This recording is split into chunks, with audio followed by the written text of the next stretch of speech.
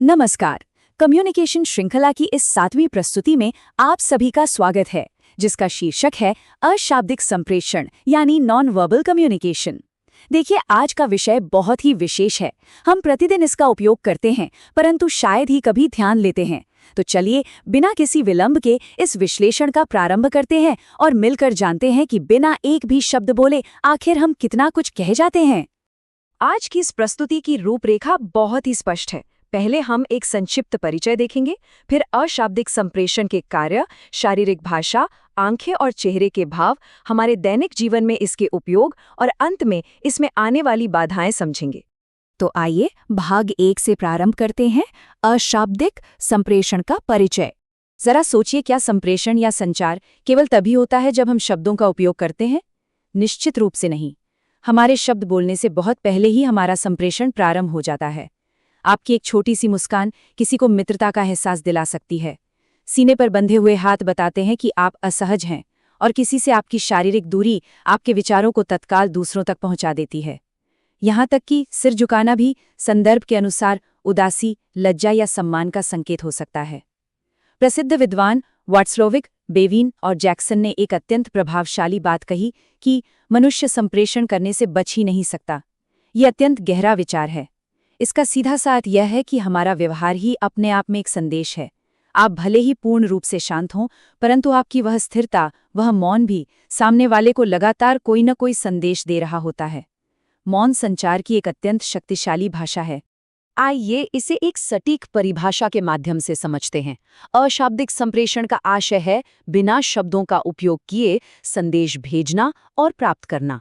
इस क्षेत्र में बर्डविस्टल, जो काइनेसिक्स यानी शारीरिक गतिविधियों के अध्ययन के प्रमुख विद्वान थे, उनका सिद्धांत बहुत महत्वपूर्ण है। उन्होंने स्पष्ट किया कि हमारे शरीर की गतिविधियां कभी भी अनियमित नहीं होती, उनका एक निश्चित ढांचा होता है और हमारी संस्कृति में उनका एक निश्चित अर्थ होता है। यानी हमारी अशाब्दिक भाषा प्राकृतिक भी है और समाज द्वारा सिखाई हुई भी। उदाहरण के रूप में देखें तो आश्चर्यचकित होने पर आंखें फैलाना एक प्राकृतिक प्रतिक्रिया है ना? परंतु किसी के आदर में दोनों हाथ जोड़कर नमस्ते करना, ये हमें हमारी संस्कृति सिखाती है। अब आते हैं भाग 2 पर, अशाब्दिक संप्रेषण के कार्य। देखिए, अशाब्दिक संप्रेषण मुख्य रूप से 6 कार्य निष्पादित करता है, जो हमारी भाषा के साथ मिलकर अर्थ को पूरी तरह स्पष्ट करते हैं। पहला है दोहराना। जब आप मुंह से हाँ बोलते हैं और साथ ही अपना सिर भी हिलाते हैं, तो वो इशारा आपके शब्दों को दोहराता है। दूसरा है पूरा करना। किसी अनजान व्यक्ति से मिलते समय केवल नमस्ते कहने के बजाय अगर आप एक गर्मजोशी भरी मुस्कान भी दें, तो वो आपके स्वागत को पूरी तरह सार्थक बना देती है। तीसरा कार्य है स्थान लेना। दूर से किसी मित्र को देखकर केवल हाथ हिलाना बिना कोई शब्द कहे नमस्ते का स्थान ले लेता है। चौथा है जोर देना या बल देना।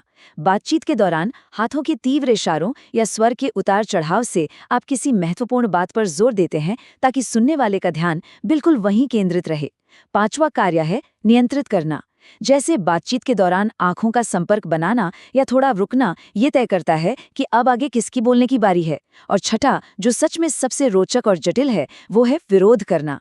अब विचार कीजिए, एक व्यक्ति कह रहा है मैं क्रोधित नहीं हूं, परंतु उसकी मुट्ठी कसकर बंधी है, स्वर कठोर है और पूरा शरीर तना हुआ है। यहाँ शब्द और शरीर एक दूसरे का विरोध कर रहे हैं। विद्वान डिविटो बल देते हैं कि ऐसी स्थितियों में अशाब्दिक इशारे शब्दों की तुलना में हमारी सच्ची भावनाओं को अधिक स्पष्ट रूप से व्यक्त करते हैं। और सच तो यह है कि जब शब्द और शरीर में विरोध होता है, तो हम हमेशा सामने वाले की शारीरिक भाषा पर ही विश्वास करते हैं। चलिए आगे बढ़ते हैं भाग 3 की ओर, शारीरिक भाषा और मुद्राएं।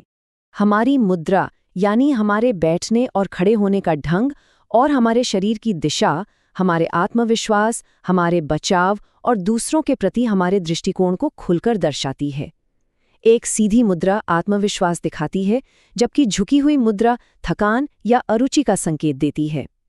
विद्वान आर्गाइल बहुत अच्छी तरह समझाते हैं कि जब हम किसी की बात सुनते हुए थोड़ा आगे की ओर झुकते हैं, तो यह हमारा पूरा ध्यान दर्शाता है। मान लीजिए आप किसी महत्वपूर्ण बैठक में बैठे हैं। यदि सामने वाला व्यक्ति आगे झुककर आपकी बात सुन रहा है, तो समझिए वह आपसे जुड़ा हुआ है। परंतु यदि वह अचानक पीछे हट जाए और सीने पर अपने हाथ बांध ले, तो यह असहमति या उस बातचीत से दूर होने का संकेत हो सकता है। लेकिन ध्यान रखिए, यहाँ एक चेतावनी भी है। इन संकेतों को कभी भी यांत्रिक रूप से या बिना सोचे समझे नहीं पढ़ना चाहिए। सीने पर बांधे हुए हाथ हमेशा विरोध का प्रतीक नहीं होते। हो सकता है उस कमरे का तापमान बहुत कम हो और उस व्यक्ति को ठंड लग रही हो, इसलिए संदर्भ आवश्यक है। एकमान और फ्राइजन ने इन इशारों को 5 रोचक श्रेणियों में विभाजित किया है। पहला है प्रतीक या एम्ब्लम्स। ये ऐसे इशारे हैं जिनका संस्कृति में एक निश्चित अर्थ होता है, जैसे अपना अंगूठा दिखाना, जिसका सीधा अर्थ है सब ठीक है। दूसरा है चित्रण या इलस्ट्रेटर्स। ये हमारे स्वर के साथ चलते हैं और बात को समझाने में मदद करते हैं, जैसे किसी बड़ी मछली का आकार हाथों से हवा में बनाकर दिखाना जब आप किसी को कहानी सुना रहे हों। तीसरा है भाव प्रदर्शन या इफेक्ट डिस्प्लेस। ये हमारी भावनाओं को चेहरे और शरीर के माध्यम से व्यक्त करते हैं, जैसे खुशी से उछल पड़ना या अत्यधिक दुख में कंधे झुका लेना।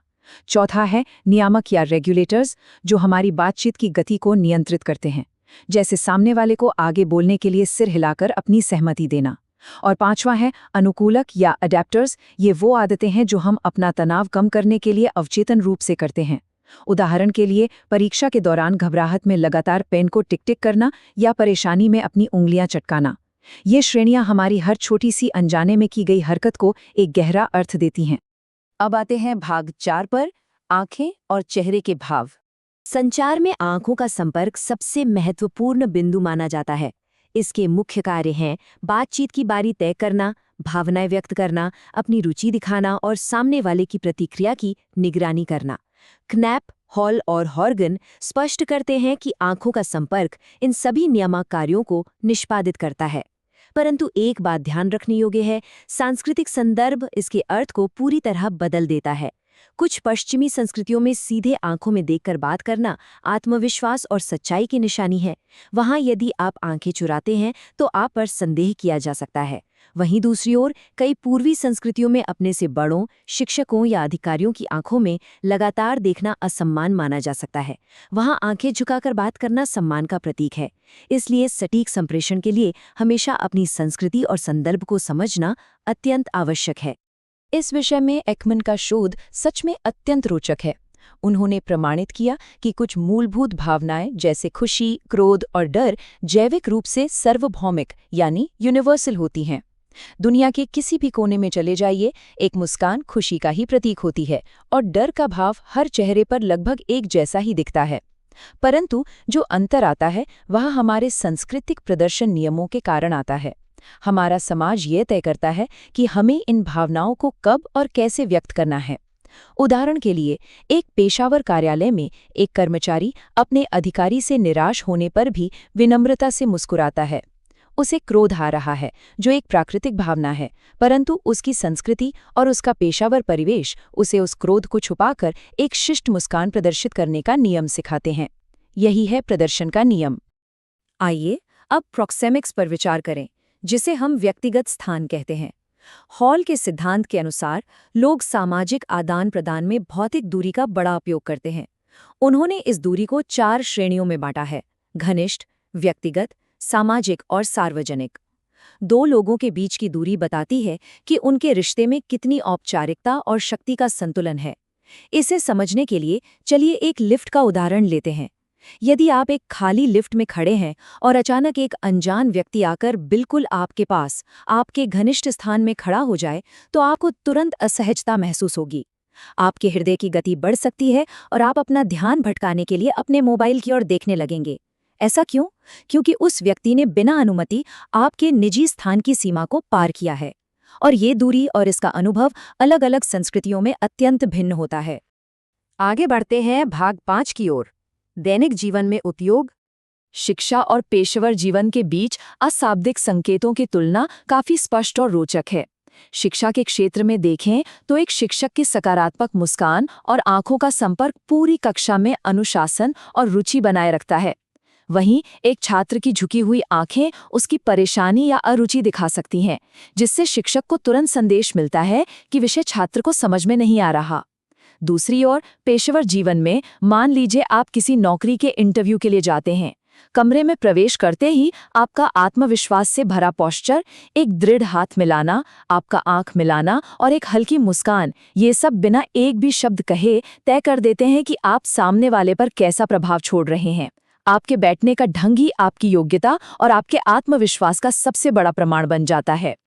और यही बात प्रसिद्ध विद्वान गॉफमैन के इम्प्रेशन मैनेजमेंट या आत्म प्रस्तुतिकरण के सिद्धांत को दर्शाती है। गॉफमैन का मानना था कि हम सब इस सामाजिक मंच पर केवल अभिनेता हैं। सामाजिक और पेशावर स्थितियों में लोग बहुत ही सोचे समझे ढंग से अपने अशाब्दिक व्यवहार को नियंत्रित करते हैं ताकि वो खुद को अधिक सक्षम, विश्वसनीय और शिष्ट दिखा सकें। एक वकील का न्यायालय में पूरे आत्मविश्वास से खड़ा होना या एक डॉक्टर का स्वर में ठहराव लाकर अपने मरीज से बात करना, ये सब छवि प्रबंधन ही तो है।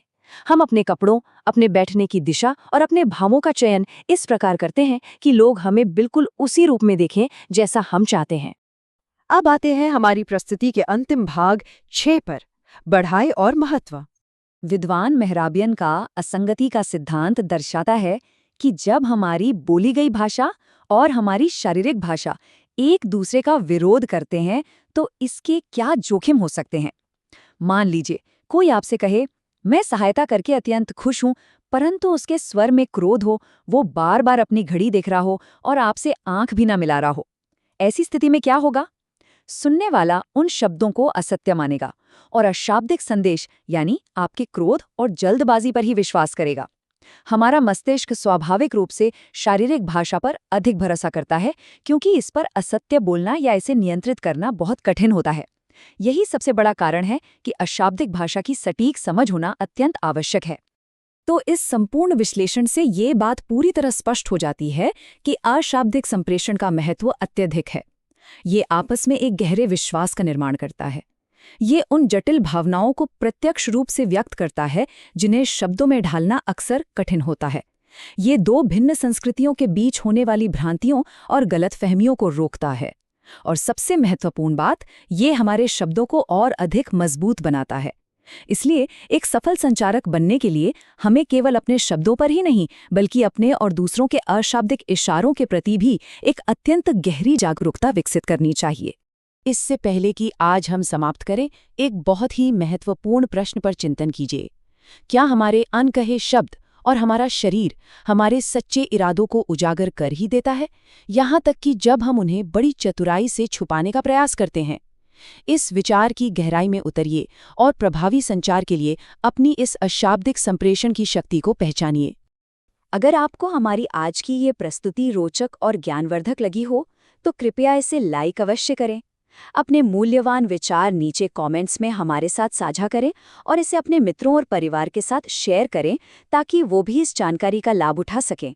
और हाँ, ऐसी ही रोचक प्रस्तुतियाँ आगे भी देखने के लिए हमारे चैनल को सब्सक्राइब करना बिल्कुल न भूलें। अपना मूल्यवान समय देने के लिए बहुत बहुत धन्यवाद। आपसे शीघ्र ही अगली प्रस्तुति में भेंट होगी।